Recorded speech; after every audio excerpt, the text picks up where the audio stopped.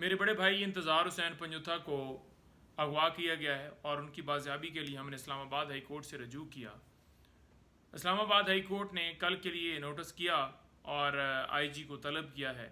اب آئی جی صاحب آ کر کہیں گے کہ جناب ہم دیکھ رہے ہیں، ہم نے جو ہے وہ سرچ کیا ہے، یا ہم جاری ہیں، یا ہم کرتے ہیں سرچ اور کوشش کرتے ہیں کہ مل جائے، کہیں نہ کہیں سے مل جائے، ڈھونڈنے کی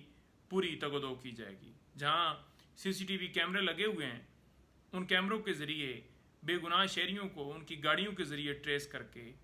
پکڑا جا رہا ہے کہ آپ نے احتجاج کیوں کیا، احتجاج کے اندر کیوں شریک ہوئے، یا کوئی اگر راہ گزرو محسوس بھی ہو جائے کہ یہ پی ٹی آئی کو سپورٹ کرتا ہے یا کہیں پر کوئی ایسی علامت ان کو نظر آ جائے تو اس کو اٹھا کے دہشت گردی کے مقدمے میں ڈال رہے ہیں،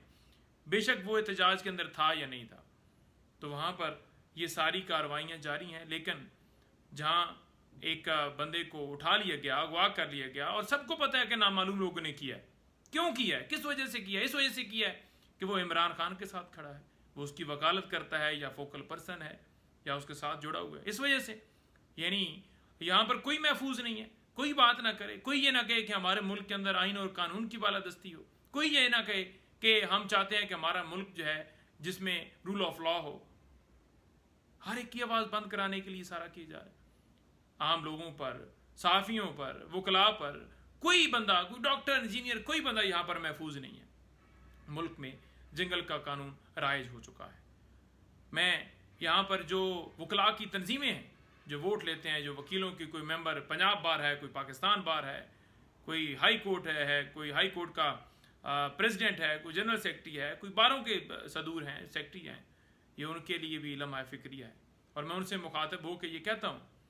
کہ جناب آپ بھی ذرا ہوش کے ناخن لیں، جاگیں۔ آپ کے بھائیوں کو اغوا کیا جا رہا ہے، عام شہریوں کو اغوا کیا جا رہا ہے۔ ملک کے اندر ایک ایسا آئینی پیکج لانے کے لیے یہ سارا کیا گیا کہ ملاقاتوں پر پابندی لگا دو، ان کو کے ذریعے کسی اگر وکیل کوئی درخواست دیتا ہے اس کو اٹھا لو، یا کوئی سیاسی لوگ ملتا ہے تو سیاسی ملاقاتوں پر بھی عمران خان سے پابندی لگا دو۔ راستہ جو ہے وہ صرف اور صرف روکنا ہے کہ کہیں احتجاج نہ ہو، کہیں بات نہ ہو، کوئی آواز نہ اٹھائے، کوئی عمران خان سے نہ ملے۔ تو یہ سارا اس لیے کیا جا رہا ہے۔ تو آپ لوگوں کو بھی سوچنا چاہیے، دیکھنا چاہیے کہ کیا ہو رہا ہے ملک کے اندر اور کس طرف چند لوگ جو ہیں وہ ملک کو لے کر جانا چاہتے ہیں۔ آپ اگر اب بھی اسی طرح سے آپ کا رویہ رہا خاموش ہے تو یہ سب کی باری آنی ہے، ایک ایک کر کے سب کی باری آنی ہے۔ میں سب سے کہتا ہوں